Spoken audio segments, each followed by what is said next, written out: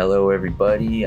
This is Mike Licavoli again of Never Before Studios, and with me this week I have a very special guest, my previous partner in crime and co-host of Opal Aperture podcast, George Redwine.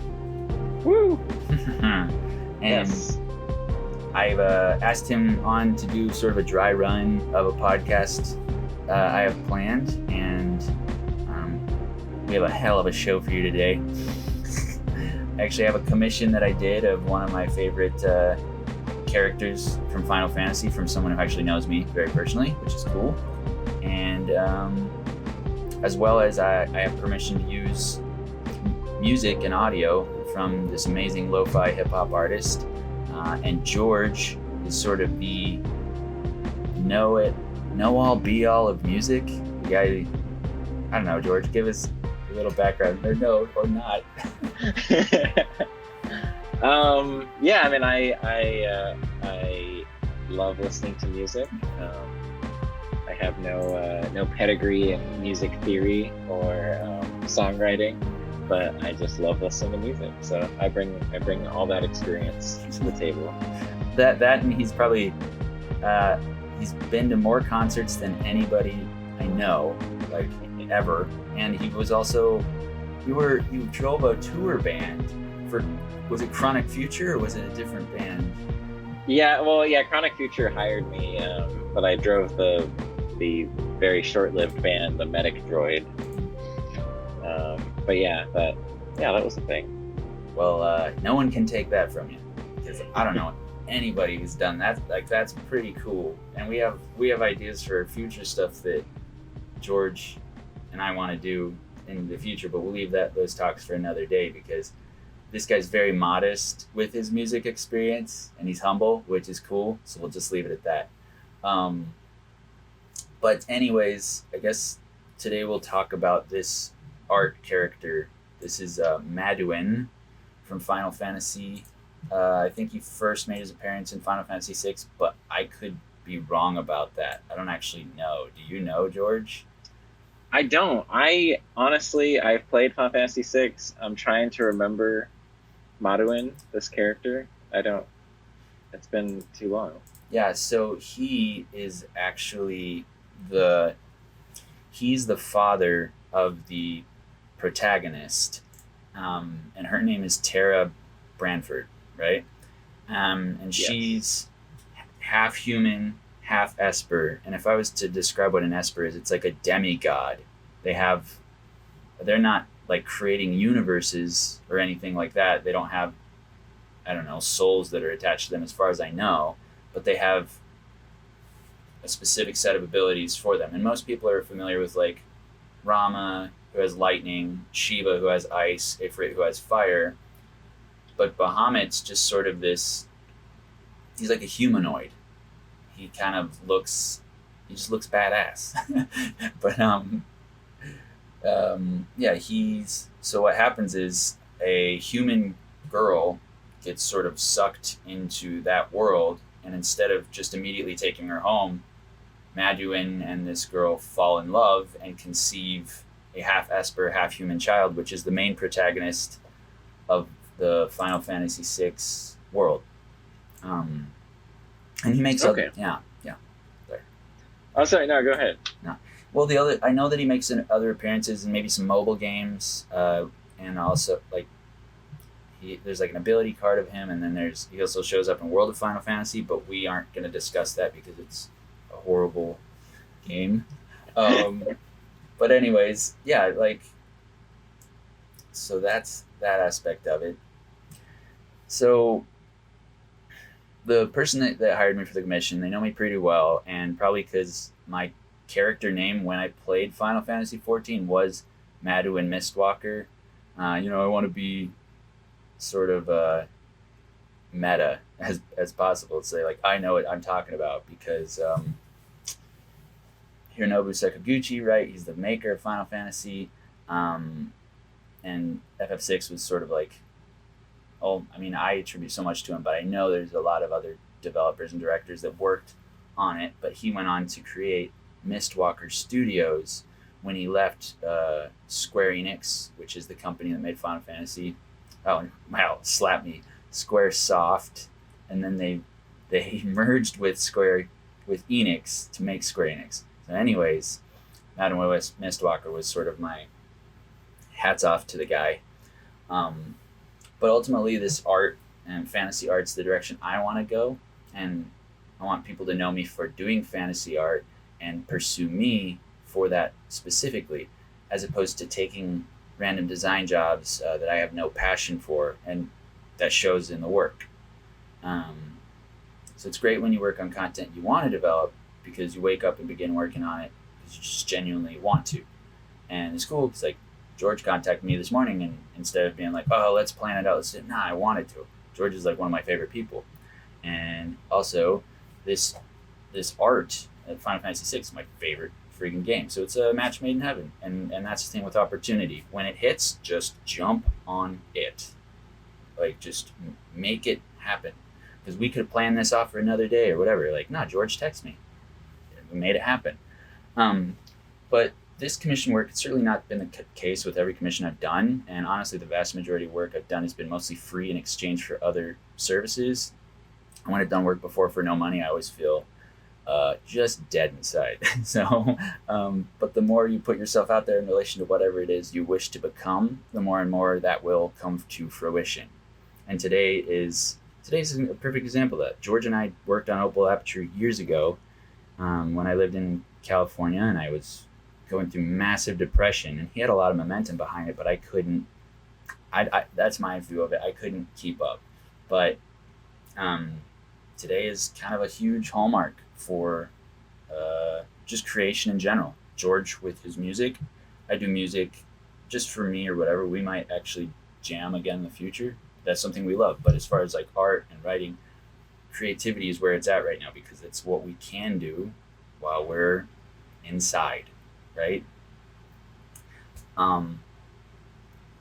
So back when I was in a metal band, I always heard the expression "friends and family don't count as fans," and this wasn't a problem back then because we were in college town and there was a lot of opportunity to play shows, and so we had just a freaking blast. But I carried the expression on with me for the most part, and while I kind of believe it, when you do high quality work, regardless of like the client, it's gonna reach a wider audience. But obviously, when you shoot to work for clients that have a greater reach and upward mobility for you, that's what's gonna really help you stand out. But with the internet, that mostly comes as a result of your effort now to provide the content in a manner that's easy to share and often in multiple formats. So it's social media. It's a lot of work, and honestly, I spend a lot of time editing and researching. Art doesn't seem like it takes as long. Well, that's not true because I do it every day now. But yeah, just like with music, they say some of the greatest shows are when bands are performing in front of a small audience and they just perform their freaking hearts out. But different settings can produce vastly different performances, and some musicians may actually feel more comfortable in smaller, intimate settings like that than in front of like a massive crowd. But it's funny because I wrote this part. I was like, "Oh, this might work," because then I could talk with George more about music. You back, dude? Oh, sorry. Can you hear me? Yeah. Okay, sweet. Yeah. I listened to a bit of it. It's about 20 minutes, that mix, right? Whoa, yeah. Just that YouTube. Oh, so I didn't listen to all of it, obviously. But... Oh, dang. Well, the Friends was at the end. I forgot which. It's for Friends. But that's all good. Okay. It's all good. You can. I sent you his Bandcamp link too. Okay, sweet. But the cool thing about this guy, I think it's lzls. LZLS. LZLS. Paid for his music, and I actually asked him if I could use it on the show, and he's like, "Yeah, dude, go right ahead." And I was like, "This is awesome," because like I find myself listening to it on repeat all the time. So it's cool because I've tried that with other musicians before, and it's like radio silence, just crickets. Wow. Yeah, that's cool that you reached out and got something back. Like that's awesome. Well, that's what I love about like the internet now and the world as it is. It's like there's we're connected in ways that are amazing, and not, George and I we were on a track there. We were hanging out like once every week, right? And that just died with the COVID virus coming around. But yeah, this is cool. Yeah, this is in a sense, in the spirit of that, and also, that podcast we used to do. So it's glorious. But I like, I think you've showed me this guy before, and it's really cool, like the sort of lo-fi instrumental like genre. It's like this whole thing, internet genre. Yeah. Cool. And it's cool. Like it has this whole hip hop like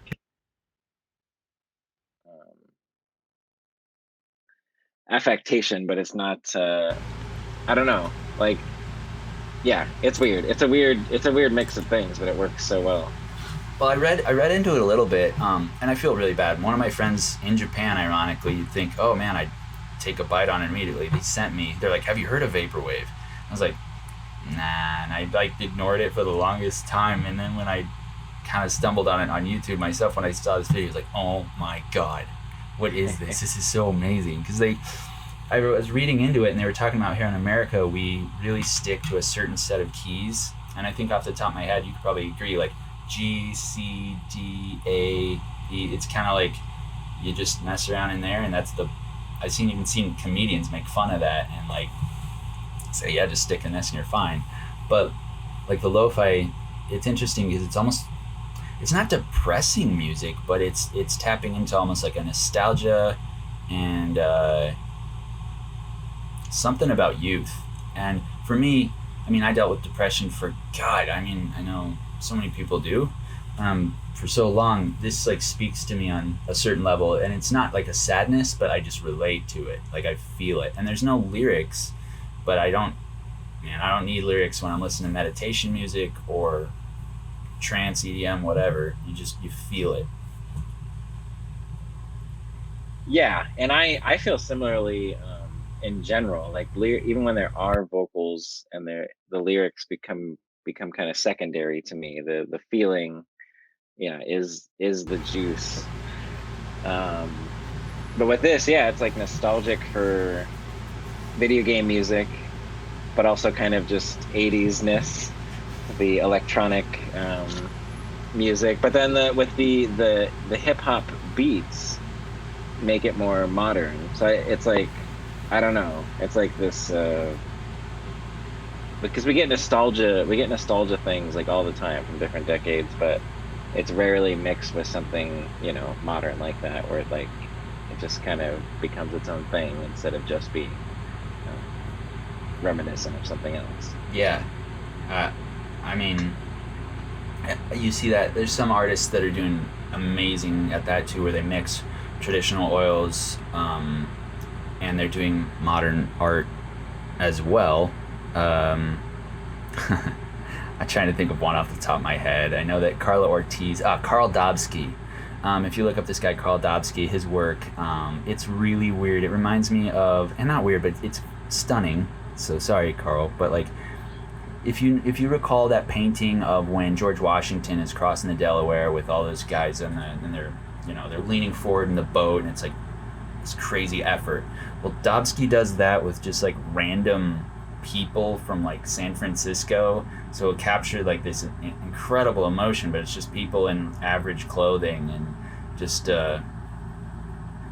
it's a very, I'm not sure how I feel. It's like slice of life, but Americana. For me, I'm a huge fan of the obviously Japanese slice of life.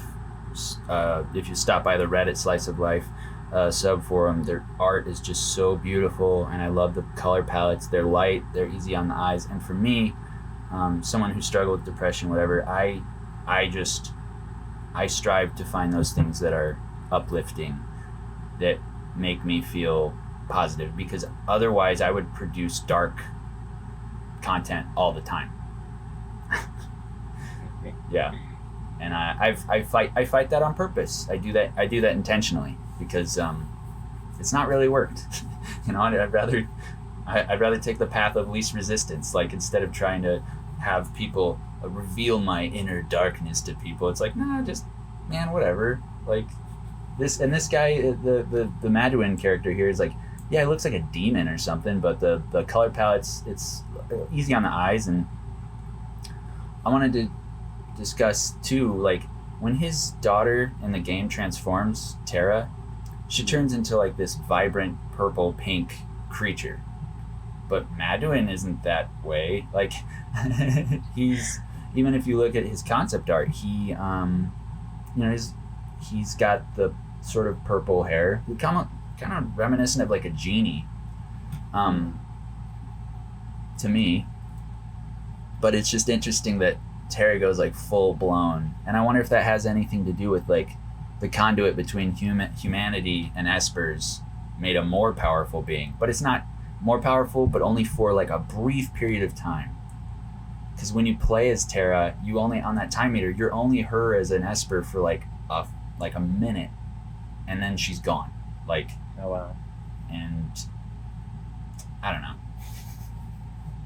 So it burns brightly and quickly. Yeah, it's interesting.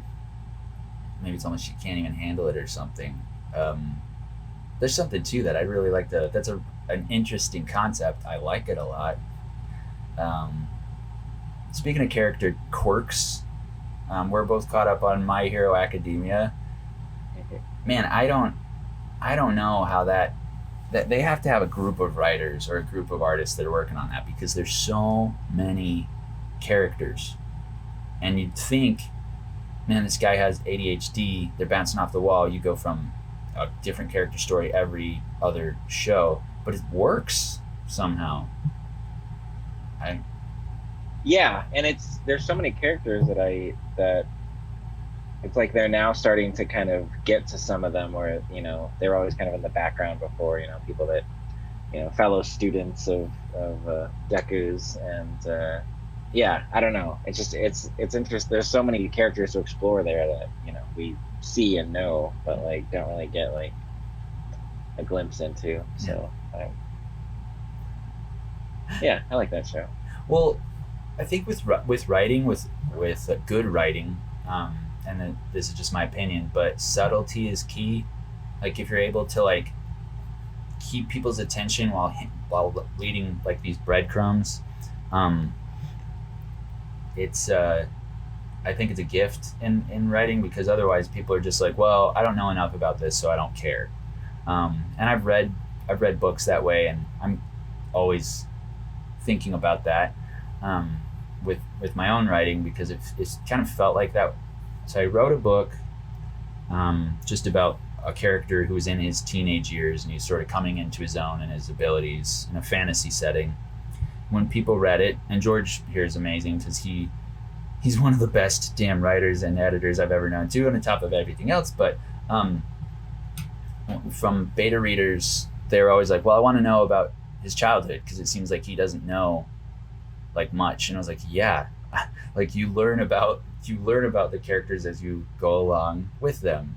I mean, we learn quite a bit about Harry Potter on the get-go, is like from the beginning. My parents are dead. I'm a wizard. Oh, snap. You're like thrown into the unknown, and you roll with it for 6-7 books, right? But for me, it just seemed like people were like, well, no, I want to know more now. And I like keeping a bunch of stuff behind the veil. I like big payoffs. I like earning. I guess I made it too much like work. Because have you heard of the well, there's the Wheel of Time series. It's like by Brandon Sanderson. It's I know of it, mostly from you, but I've there's a metal band, Blind Guardian, that has a song called The Wheel of Time that's based on it. Nice. That's probably the closest I've come to knowing anything about it, outside of you telling me about it. Yeah. But well, I mean, these books just go on forever, and he did the big payoff. And it's funny because I find that I was writing that way, and I don't like it. His first book, The Wheel of the Eye of the World, one of the best, in my opinion, the best single piece of fiction ever written. It's just amazing. It's so good. And then he got lost in his own world.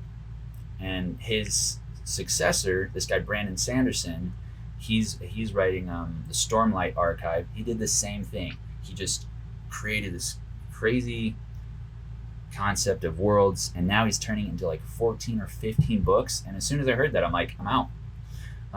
He's writing other books on the side, and it's not to say it won't be great, because I've kept up with it thus far, and it's good. But I have also read some of Stephen King, and there's filler. And when there's filler, I think a lot of artists or authors, everyone's guilty of that. You can even speak to that to music, I'm sure. Sometimes there's filler tracks that are just like, I don't need this. Yeah, and it's weird too, because I feel like some things can come off, it's in the eye of the beholder, I suppose. Some things that I consider filler, other people consider like the best work of that artist, and it's like, yeah, it's very interesting. But as far as like creating this whole, like, I don't know, it's so marketable and so hip right now to create your own sort of narrative universe where you can just keep writing stories in that, and people get drawn in because it's this whole big, it's this huge thing that you want to know more about. Your Game of Thrones and your even with Harry Potter, doing like the Fantastic Beasts, and of course Marvel, and then you're talking about this author kind of branching off into doing this like 15 book series. And I don't know, it's weird. It's at once like very exciting, but it's like, how many Marvel movies are just kind of like, okay, this might be my opinion, but there's several that are awesome to me. But it's like, I don't know, to make just one thing that you feel really strongly about seems more valuable to me than trying to spread it out and into something greater than that. But yeah. Well, it's like, and Sanderson, and like other authors, he's a university teacher, and he has a roundtable group of people that he works with to make this universe. And in world building and D&D, people do that, and I get it, but I also think there's something to leaving a lot to the imagination of the reader. And when you give everything away, like what we've seen in like Star Wars, they take these pieces that didn't necessarily need to be connected, and people weren't happy. It's when you do, I guess, something original, something unexpected.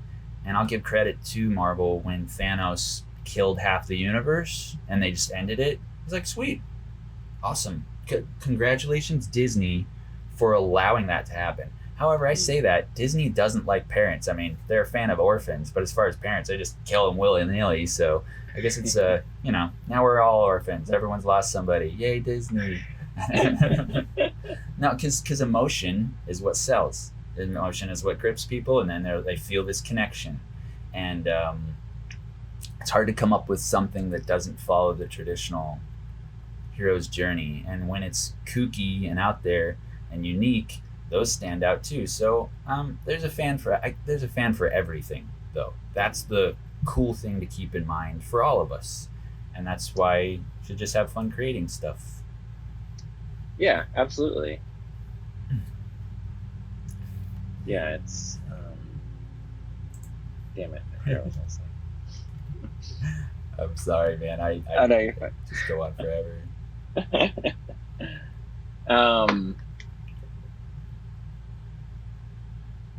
Yeah, I lost it. Yeah, I mean, it's one thing. It's like with Star Wars wanting to explain everything. It's one thing to do that, but then another to pull it off. But like you said, there's a fan for everything. So it's like,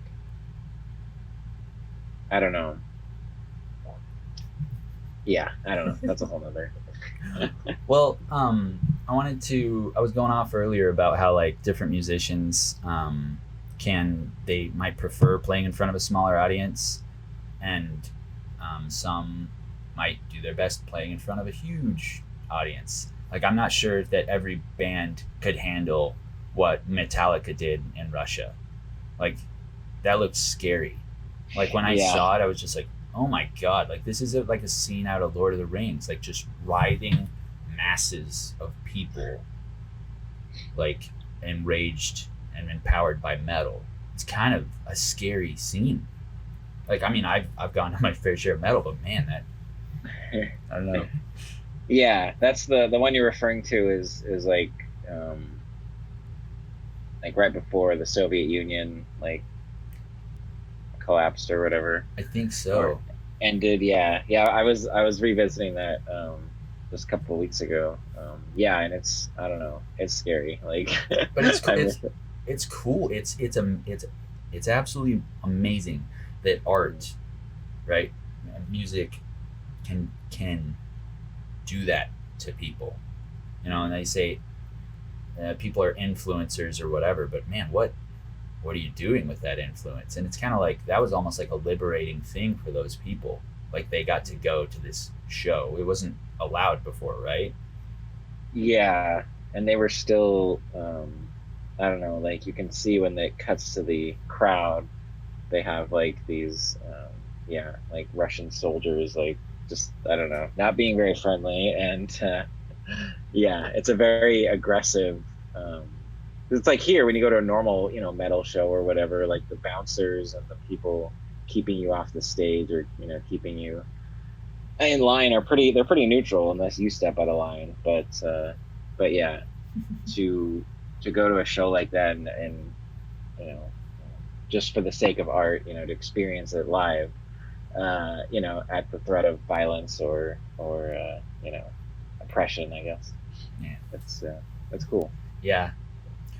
Well, to tie that thought together, I think for all of us, we have to figure out how to get over the concept of the audience, because as artists, authors, or entrepreneurs, we'll get hung up on it, and instead we just need to perform uh, as much as possible, as frequently as possible. Not by abusing the audience, but if you don't have one at first, there's no way to get noticed without doing it. Because your larger audience will never know you or discover you if you don't. Um, but at the same time, it's good to try and be genuine. Like this, I'm working on some nerdy stuff that's very, like, specific to my interests. Like, everybody and their uncle loves Final Fantasy VII, and rightly so. I'm gonna say rightly so. Like, the work that they did in the remake, it's gorgeous. It's like, it's just really pleasing to look at. It's so damn pretty, and they are developing the next, whatever the next world of entertainment that we'll transition into. They're making it.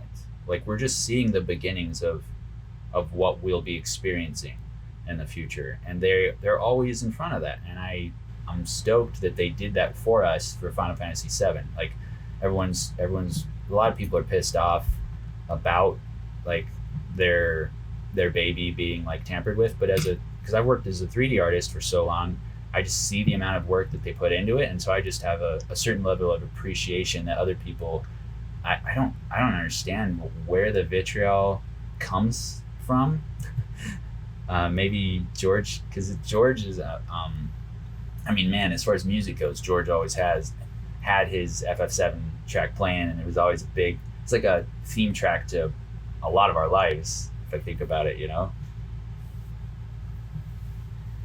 Yeah, and I haven't. I played a little bit of the demo, but I haven't actually dove into the remake yet. But I mean, I imagine the pushback with it. It's like with anything, Star Wars came up previously. It's like, if something that's so near and dear to me, like Final Fantasy VII, it's hard to see it, in any other way. But then, by the same token, these Final Fantasy fans, me included, have been yelling at Square Enix to make a remake. But then it comes out and they do something different with it, and people get upset. But that's always going to happen, right? Well, I think. But I, Oh, sorry. Oh no, good. For for me, I guess it's just because I want the FF6 remake to some capacity so bad. I was like, oh, I'll take it, and I'll take it in any form I can. And then seeing what they did with 7, it's like, oh man, it could be good. But seeing what they did for the mobile port on the phones, it could also be garbage. So if that's how the hardcore dedicated FF7 fans see that, but I mean, for me, from working on, from being in art professionally now for 10 years, and for being a fan of art since I was like a baby, I just look at it as like it's so damn pretty, and to have the scenes look as good as they do without it being a cut scene now, it's just like, man, we're just, are people jaded? Are people spoiled? But I get, they should have included a traditional turn-based battle system for the original fans. And it could just be the AI lining up the characters in front of the interaction, and then they wait, and then they attack sequentially as they did. It'd be a lot of work, and the reason I've heard that Square didn't do that with some of their games, and it took so long even for Final Fantasy VIII to be remade, was because they lost the code or something. And I don't know how much of that is true, or how much it's just growing pains with how big the company has become, but who knows. Yeah, I hadn't heard that. Interesting. I yeah, I don't know. Whenever something that I love is adapted into a new thing, whatever it's this, it's the same medium, or like this, it's it's a new video game, but it's rehashing all the same plot points, I imagine, and the feel of it. Like, I want that adaptation to be different than the original. Like, I get so frustrated when it's just like a carbon copy and they're just giving it like a modern update. So it's like, even if I don't like the new gameplay of the remake, which I haven't really given it a fair shake, but if that's the case, like, I still appreciate that it's trying something different and trying to be its own thing rather than, you know, just, if they just completely like made it the same but just updated the graphics, like, is that really what we want? It's, I think they're doing that right now with Trials of Mana, which I think I would want that, because I played a game, there was this game back in the day I loved, Secret of Mana. And then on PlayStation they made one called Legend of Mana. And what it was is it allowed for higher resolution art. And so you just have these beautiful renditions of like these fantasy trees and creatures, and it was just absolutely stunning. And now everyone's taking it to this 3D world. And 3D, just because something is in 3D doesn't necessarily mean it's pretty. The reason why Square Enix is doing it's great is because they have a team of engineers, right? They could actually make real world change. Like, you sit there and you look at some of the visuals, you're like, my god, imagine if these guys were working on a cure for like cancer or something, because that's the level of genius that it takes to actually code different simulation, whether it's fluid dynamics, actual interaction with fire, and the way that they're doing interaction with the objects. It's high level math, and a lot of it is a framework that's already pre-established, but to do it to the level that they are, these are very brilliant people. So I honestly think I would. If I were to see a remake of Final Fantasy VI, for example, everyone keeps comparing it to, oh, I really wish they would do it in the format of Octopath Traveler. Yeah, I could see it. I could see it if you didn't tamper with it and you just allowed the update of the art. Sure, because I have played through the entire Final Fantasy VII remake, and the ending is enough for a riot to start out. It's pretty bad. Like, they did what I'm talking about. Instead of leaving a trail for people to get like, oh my god, I cannot wait for the next one to come out, I can't wait to see what happens in Cosmo Canyon, they like gave this like orgy of content that just came out of nowhere, and you're just sitting there scratching your head like, why'd you do this? Like, for me, I enjoyed it for what it was. I think maybe they made it just in case the game failed. And they're like, well, at least we gave them, the true fans, a glimpse of what it could have been. Like, I honestly think they did what they did because they weren't even sure if it was gonna be successful. Which, it's fun. That's just my interpretation of it, because I look at it and be like, damn, how could this fail? You guys didn't need to do that. And hopefully we'll have this discussion again if when you get there. But the gameplay, the bosses are like Zelda. They're like a puzzle, and I mean, you will die a couple times to figure out how to beat it. And that to me is like, rings true to the old Final Fantasy. You know, or old RPGs in general. Like, a boss was a puzzle. What are they weak against? What characters do I need to have in the lineup to feasibly get through this? And I think it's interesting for us as adults because, well, we know RPGs, we know the formula, and now it's a different one. It's like, hey, it was already hard enough. Like, now you're throwing a wrench in the works. But I enjoyed the gameplay thoroughly, and my theory was always that Final Fantasy 15 was the testing ground for 7, and 100% the 7 remake, it was. Because Final Fantasy 15 was not a finished game. It wasn't done, and because they were pouring all their efforts into the 7 remake, and to me that validates my time. I won't say wasted, but spent playing 15. So yeah, you were ready to take up the mantle when the remake finally came out. Yeah, I wish I would have played that more then. But yeah, once I do play it, that would be cool to maybe do an episode talking about that at length. Absolutely. And what I'm gonna do now is I'm gonna pay something forward, and it's probably not in a way that's gonna make George comfortable, but I'm gonna bring attention to a non-existent podcast of George's. He's going to make a podcast about music, about playlists, or about whatever, about his expertise. He's going to make it, and it's going to kick ass. And I look forward to it because essentially all of the music that I listen to as an adult is because of him. Like, it's because of his passion, it's because of his research, it's because of the time that he spends cataloging just wonderful music and knowing or having a sense for what someone might like or just something that's amazing.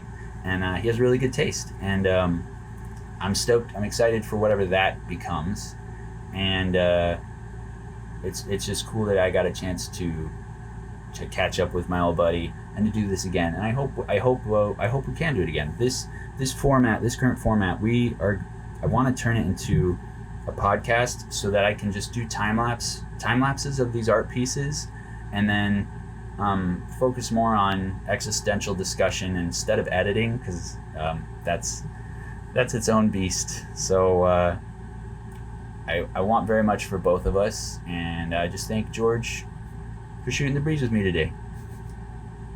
Yes, heck yes, thank you. And I'm glad to be here, and I hope we can do some more soon. Absolutely. Well, cool, man. What do you think? Should we call it? Yeah, that's probably good. I mean, next time we can have more preparation, and have some maybe I can have some time to think about No preparation. No, dude. No preparation. Listen, here's the secret. What does Joe Rogan do? He gets high, okay, off his ass, and I didn't do that today, so I want to correct that. He gets high, all right, and he riffs, and he goes. And it's the same thing with art, same thing with music, same thing with this today. No thinking. That's true. Well, I mean, if he has like a someone on who just wrote a book, he's usually read part of the book. So as far as I meant it more for, like, if we're going to talk about a specific piece of music, or or something specific like that. No, I'm kidding. No, okay, okay, you're right in that Even respect. if it's just like an hour before we start or something. Well, Um, I'll blame me for that one. I definitely I pushed the agenda today, but you know what? It got done, George. It got done. hell Well, yes, hell yes. Well, yeah, some credit. this was a dry run, right? Yeah. I wanted to bring up. I had an idea of, and it doesn't. I mean, it could be on your podcast or be on mine or be its own thing, but I just love. I love listening to these podcasts where they're like. I mean, there's multiple. There's one I like where they watch like bad movies, and it's called How Did This Get Made, and they just dive into it, and they in high detail explain the plot, and they talk about all these little details and where things went wrong, and it's just fun. But it gave me the idea of like you and I like just doing things that we love, like having like, oh, we're gonna watch this 12 episode anime or this anime movie we haven't seen, or something we've seen before. We could do Beautiful Dream or something, and then kind of go in depth about that. Like I don't know, just for fun, like. Well, that's its whole thing, and especially now to give a more of a sense of like community and to find like our tribe and stuff. People have been doing that and then hosting it on Discord, and so then you're shooting the breeze with a bunch of people. I mean, you can also do a YouTube live, but I don't necessarily know the legalities of airing this type of thing. So it's probably like you just say at this point, at this time, everyone play the show, right? And then we'll discuss it live, because as far as airing work like that, I don't understand the legalities. Yeah, and I mean, I like the idea of doing like a live reaction, but I also think there's a lot of merit to doing it like after the fact. Like we watched this separately. Like, I mean, if it got like doing that got a following, it could very easily be like, all right, next week we're gonna watch Beautiful Dreamer. So if you want to, be caught up on that, watch it. Yeah. And we're gonna talk about it. I actually love that format. I love that format. I mean, I remember I had like a 3-hour conversation with Matt about Prometheus after watching it. It was just like, there's a lot of hate for that movie, whatever. So I love that format too. So yeah, I am game, George. I am. Heck yeah. And I guess it didn't have to be like the main focus. If we were riffing about art and kind of getting a little philosophical, and then the last at the end or whatever we can. I don't know. It's just a thought, but well, if we get it in, yeah. That's what she said. If we get it in, and we both see the movie, because for me, it's funny. Even stuff that I want to watch, I've been sort of failing at my own routine. But I'm just, as a lot of us, I mean, we have to discover and make concrete a new routine in this semi-dystopian world. Semi-dystopian. Yes. So yeah, we'll get to it, and it sounds good. And it should just, I want it to grow, baby. Grow, baby, grow. Yeah, and you and I have talked about this so many times before, but it's just we're doing it. Yeah, we're doing it, and I want to commit this time. But yeah, just the idea of like keep going, like just keep swimming, or just keep doing it, because it's gonna be crap to start. But yeah, yeah.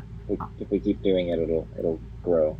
And most of the art I make is crap. Let me put it like that. Most of what I make is crap, but the stuff that's good is cool. Like I mean, I'm getting to a point where it's like, you know what? I don't hate myself, and that I will run with every day of the week. So, all right.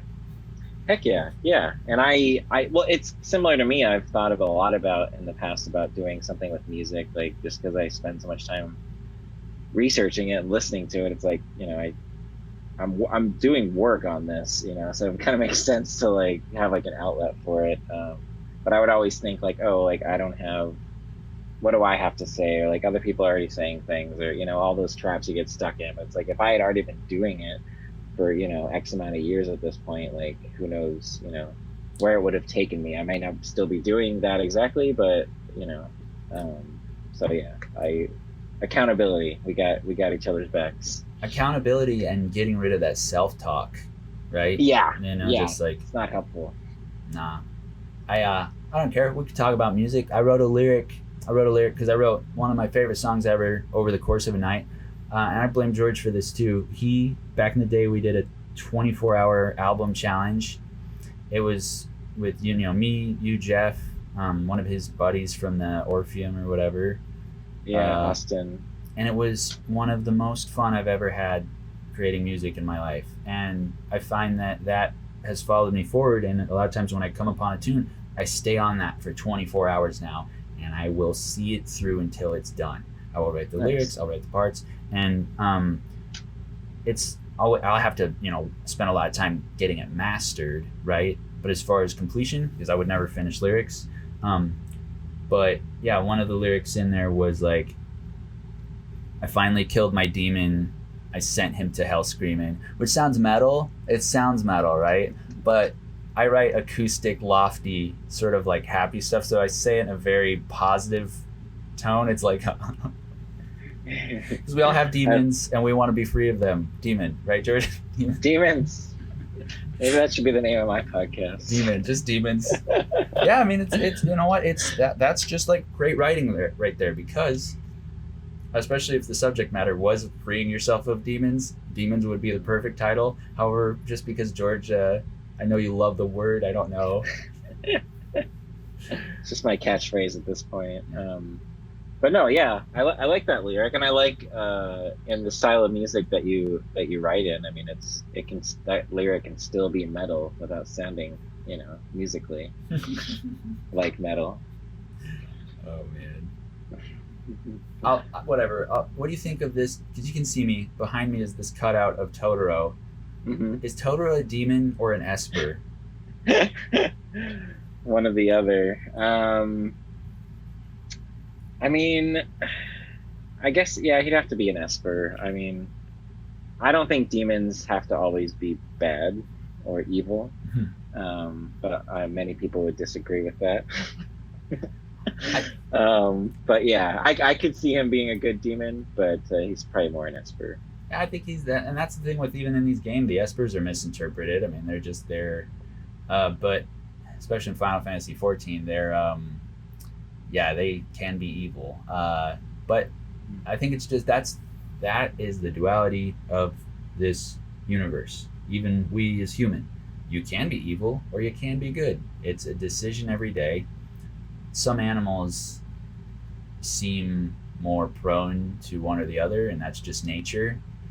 Nature is metal, as they say, so is Totoro. Totoro is metal. He could probably have consumed those little girls without even thinking about it, but he's the spirit of the forest. Instead, he's going to play a flute and fly them to the top of some magical tree. That's where I'll go, and that's probably where Joe Rogan goes when he smokes all that pot. So that's where I'd rather be, rather than the darkness. That's who I am. Yes.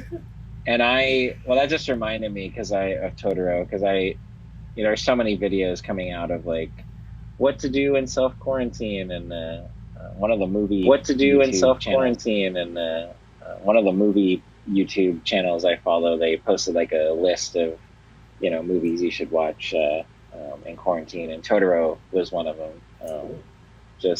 We could all use some happy, low stakes gallivanting around the forest. So yeah, dude, every day I could use that every day. I think that's a good place to leave off with. George, you put the cherry on the top, and yes, awesome. Sweet.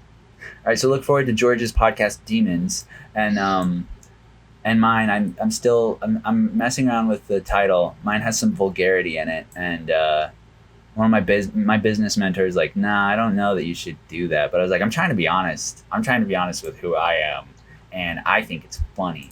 So we'll see. I want to call it "Hey Asshole, Why Isn't Your Book Written Yet?" I think I wanted to say "Hey Stupid Mother," but I'm not. We'll see. So, anyways, so that's holding it back. That's you restraining. No, it's me. No, I like it. It gets the point across. But it's funny because it's totally contradictory to that self-talk that I just said, because it's sort of negative self-talk, but it's a joke. The title itself is a running joke. So whatever. So look forward to Demons and Hey Asshole, why isn't your book done yet? Yes, and we will keep at it. All right. Damn it.